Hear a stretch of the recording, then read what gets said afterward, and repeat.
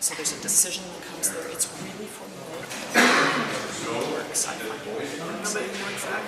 I know exactly what I'm doing. Act 2 is the longest act, and then Act 3 is relatively short. And then there's a dramatic reappearance of a character that nobody's expecting at the end of Act 2 to sort of couple everything up, and then Act 3 is the resolution. And that's the shortest. If you wanted to hear all about Annabel's great adult fiction, or her newest novel, The Sweet Girl, you should have gone to her event last night.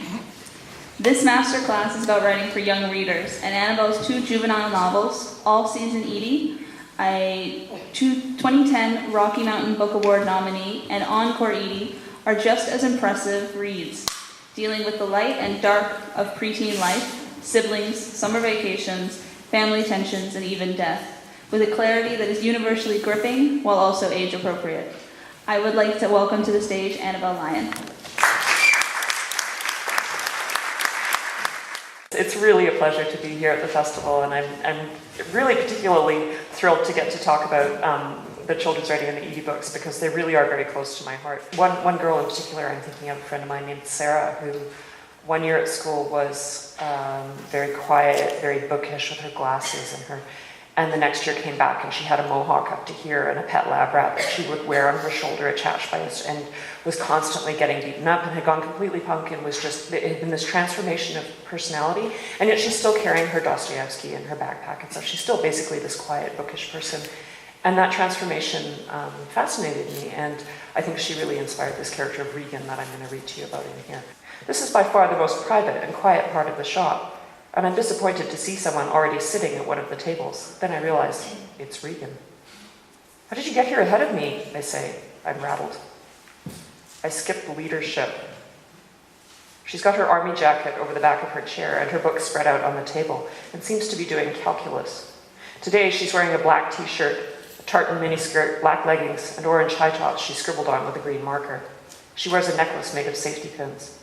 She doesn't have a drink yet, and immediately I feel rude. Can I get you something? I say.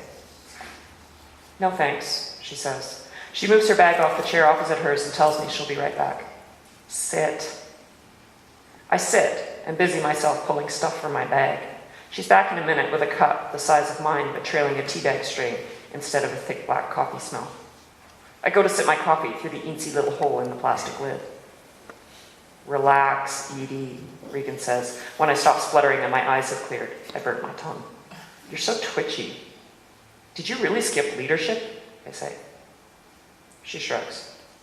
I wish my sister would skip leadership sometimes, I say. She already has too much leadership. I wish she would take a class called followership. I think this is funny, but Regan just looks at me with her spooky pale eyes. I know your sister, she says. In the first novel, Edie's grandfather dies, and it's a rather drawn-out process. Where do you feel the lines are in terms of what kids, because in the first novel she's only 11. She's 11, yeah. Can and can't handle or understand? You know, it's not something I think about consciously, and I tend to follow one of my favorite children's writers, Madeline L'Engle, who said there's no such thing as adult writing and children's writing, there's just writing. And I believe that very, very strongly, and I think as soon as you start drawing those lines and saying, this subject matter is appropriate and this subject matter is not appropriate, as soon as you're doing that, you're condescending to the child. And for instance, writing about the death of a grandparent, that's very much a part of the world of an 11-year-old. I mean, that's something that can happen. So why somehow think you're protecting them by not introducing that subject matter? And, you know, the darkness is in the treatment of it, I think, in a way. And I don't think of my children's books as being very sort of heavily issue-driven. They're not sort of dark in that sense. I'm not writing about incest or, you know, things like their drug abuse or stuff like that. You know, I hope that they're kind of funny, but certainly I don't think I can't think of any subject matter that for me would be off limits. I think, as I say, as soon as you do that, you're being really patronizing to your audience, and you're never going to write successful children's fiction if you're being patronizing. Don't try and write to trend. Don't sort of think, okay, I'm going to be really cold and calculating and make myself $1 million by writing the next Twilight or whatever, because people just can't anticipate these trends, right? I've heard it said that the next big thing is going to be mermen.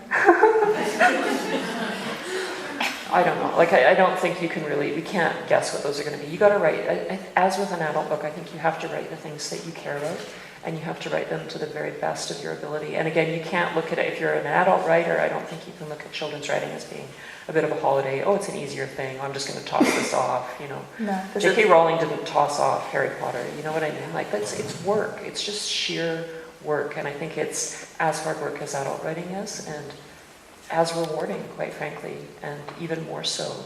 Screenplay structure was really, really helpful, and I swear I've written All Season Edie, Encore Edie, Golden Mean, and Sweet Girl now 4 sort of large narrative structures, and they are all 3-act structures.